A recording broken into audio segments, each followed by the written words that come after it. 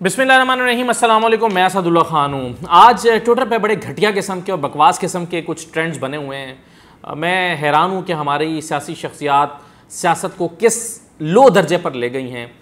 होना तो ये चाहिए था कि हमारे मुल्क को जितने मसाइल दरपेश हैं, जितने प्रॉब्लम्स हैं, उस पर आप बैठें, उस पर बातचीत करें, या ना भी बैठें तो कम से कम अपनी डिस्कशंस करके अपनी राय दें। मेरा ख्याल है बात होनी चाहिए थी, इकोनॉमी पर बात होनी चाहिए, या बॉर्डर मैनेजमेंट पर बात होनी चाहिए, क्लाइमेट चेंज पर बात होनी चाहिए, जो पाकिस्तान के बड़े बड़े मसाइल हैं, या पाकिस्तान को आने वाले ख़तरात की बात होनी चाहिए, रीजनल सिक्योरिटी की बात होनी चाहिए।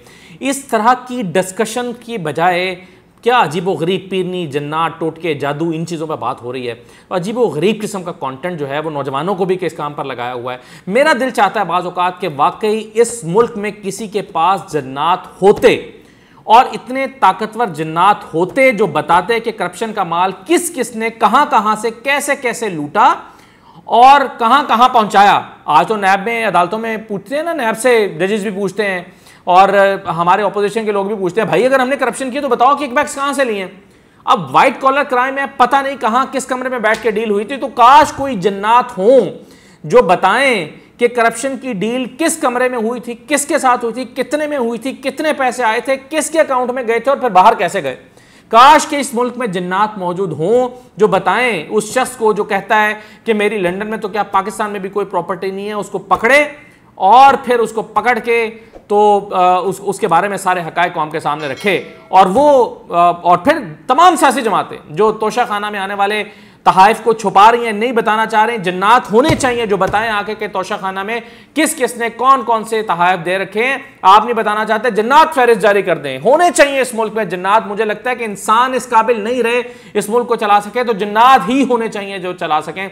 लेकिन मेरा ख्याल है जन्नात भी हमारे मुल्क में अगर कोई रहते हैं तो वो भी वैसे ही नाअहल और नालायक हैं जैसे हमारे सियासतदान हैं, क्योंकि जन्नात भी अपना काम सही तरीके से नहीं कर पा रहे। अगर जन्नात ने काम करना होता और सही करना होता तो शायद ये हालात ना होते।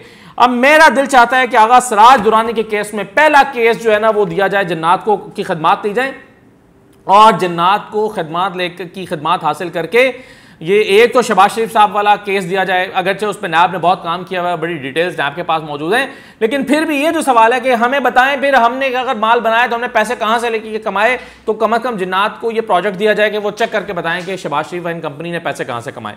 और दूसरा, ये जो नया केस हमारे सामने, नया तो नहीं है, पुराना है, लेकिन नई रेवलेशंस रोज इसमें आती रहती हैं। आगा सराज दुरानी साहब, मैं कुछ हकायक आपके सामने इस वीडियो में रखना चाहता हूं आगा सराज दुरानी के हवाले से।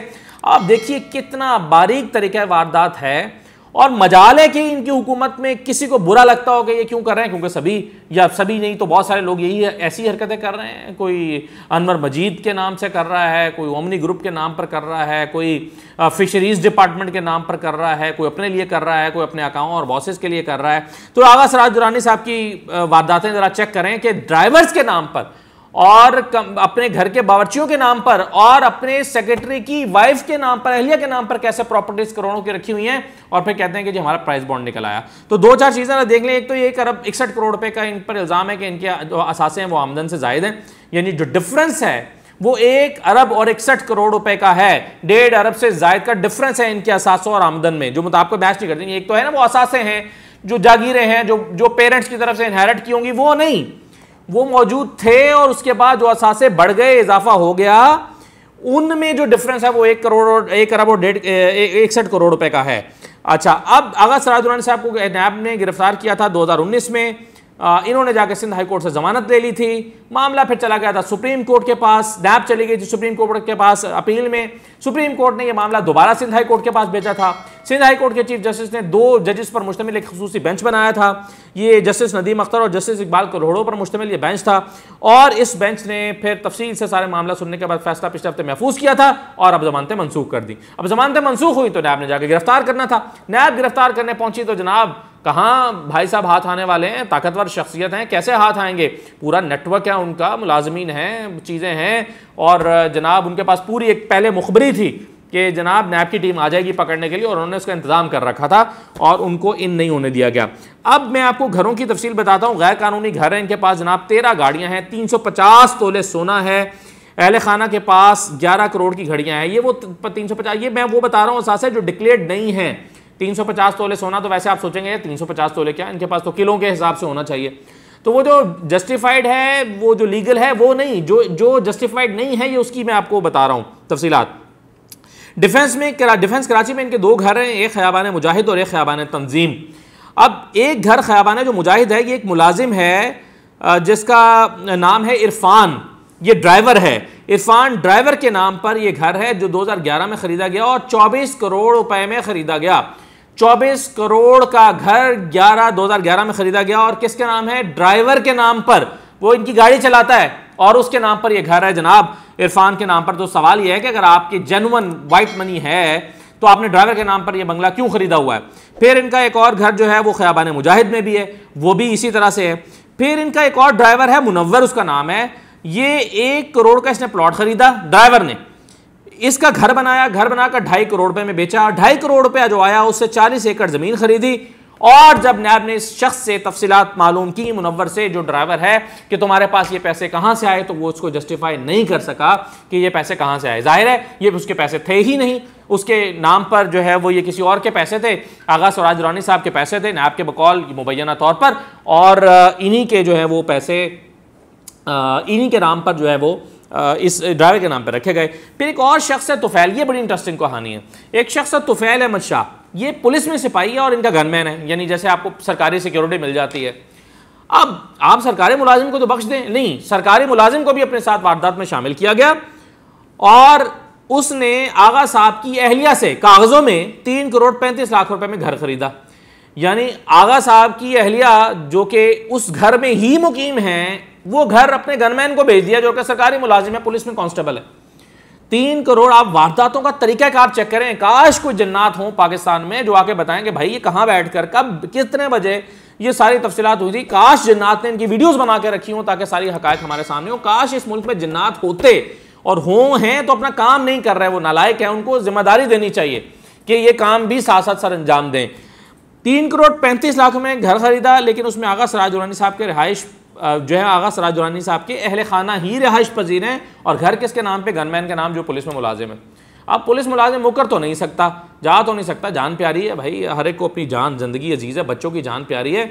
इतने बड़े बड़े शख्सियात के को माल हड़प कर सकता है, तो वो एक अच्छे बच्चों की तरह इनका बंगले का मालिक है और ये उसमें इनके अहले खाना रहते हैं। एक और बड़ी इंटरेस्टिंग कार्रवाई देखिए, सराज दुरानी साहब के एक पीएस हैं, उनके पीएस की एक अहलियाँ हैं जो कि जिनका नाम शमशाद बेगम है, वो एक स्कूल टीचर हैं और स्कूल टीचर साहबा ने 7.5 करोड़ रुपए की प्रॉपर्टी खरीद रखी है। 7.5 करोड़ रुपए की प्रॉपर्टी। अब वो कहती हैं कि मेरा प्राइस बॉन्ड निकला था। अब जब पूछा गया कि भैया आपका प्राइस बॉन्ड निकला था तो कहां से निकला था, कब निकला था, कितने का निकला था, क्या नंबर है उस प्राइस बॉन्ड का, कोई जवाब नहीं है। जुबानी बताया कि मेरा प्राइस बॉन्ड निकल आया था। काश हमारा भी कोई प्राइस बॉन्ड निकले, काश हमारे पास जन्नात हों और इन जन्नात की मदद से हम अपना प्राइस बॉन्ड निकलवा लें किसी तरह से, और हम कहें कि जिन साहब जरा मेरा एक प्राइस बॉन्ड तो निकाल दो, मैं भी कोई 7 करोड़ रुपए की प्रॉपर्टियां ले लूं। तो ये हालात हैं जनाब। अब जमानतें इनकी मनसूख हो गई सराज दुरानी साहब की, और सराज दुरानी साहब जो हैं वो काबू में नहीं आ रहे और उनके 8 लोगों की जमानतें जो हैं वो मनसूख हुई हैं। तो ये है।